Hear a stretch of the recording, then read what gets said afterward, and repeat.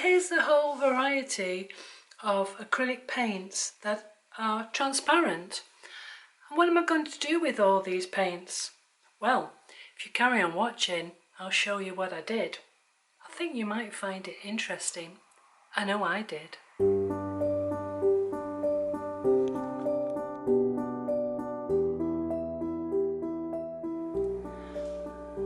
On one of my recent videos, which was called Jelly Play Printing, Top Tips on Layer Order, a lovely lady posed a question.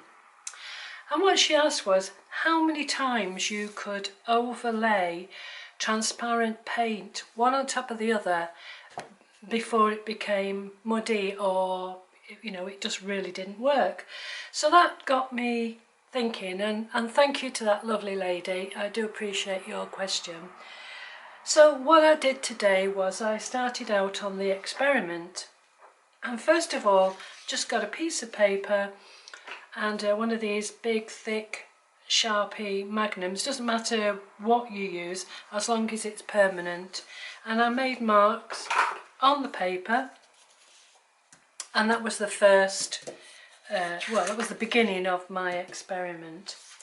The next thing I did, after choosing the colours that I was going to use, and I don't have too many transparent acrylics, and these are the only ones that I could find, I went over those dark marks with the various different colours, and I've numbered them and also made a note of the names.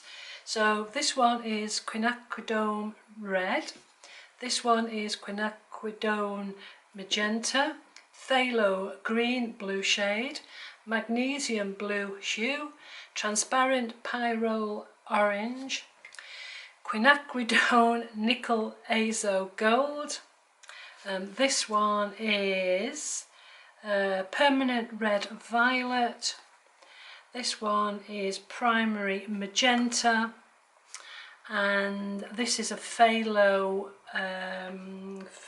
blue, and finally the Indian yellow. So I got a paintbrush and just went over all of these dark marks just to make sure that they were transparent, and I'm quite happy with that. The other thing I did was to, as I said before, I numbered them 1 to 10 so that I don't have to keep on writing all these long words. I can just put the number down and know which one I'm referring to. After that, I got another sheet of paper, and I decided I was going to start with the Indian yellow first, because I tend to like to work light to dark. So let's go with that first. It doesn't matter which colour you start with. You can choose whatever colour you want. This was just my experiment, and I chose to go with this Indian yellow first. So here I put the marks onto the paper, and I made a note of it, Liquitex Indian yellow.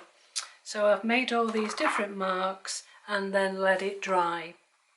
After it dried, I then went through the colours and started to paint on top of the yellow brush marks that I made, and here's the results.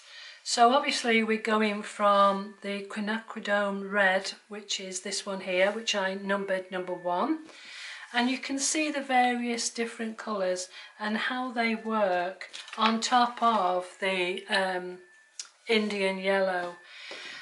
I think this was a good experiment because you can see how the colour changes and whether or not you like that resulting colour. You know, for example, putting number 2, which is quinacridone magenta, on top of this Indian yellow, for me gets a really vibrant colour, and I like that. And also I like this green here, which is the phthalo green blue shade, so that I think makes a very pleasing colour. So these are the colours that I use today. and all of them went on top of the Indian yellow. I've started putting all these into a folder so that when I come to pick the paints up, I can look at them and decide which colour I actually like. I mean, this one here is a red, and I think this one is, well, that looks to be a kind of a reddy magenta as well, but you know, you don't see the same sort of colour change. So it's entirely up to you what colours you use, what colours you start with, but I think this is a really good exercise in having a look at what happens when you put two transparent colours together, one on top of the other. And what I'm going to carry on doing is going to explore what happens when you lay other colours on top of each other, as long as they're transparent. And then I'm going to carry on by mixing two colours together and seeing what happens when they're mixed.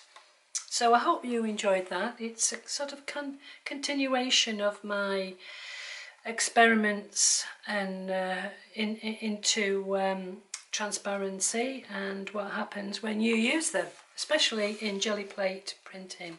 So thanks for watching. I hope you'll catch the next video where I sort of move along and see what happens when I mix these together. So I look forward to seeing you again very, very soon.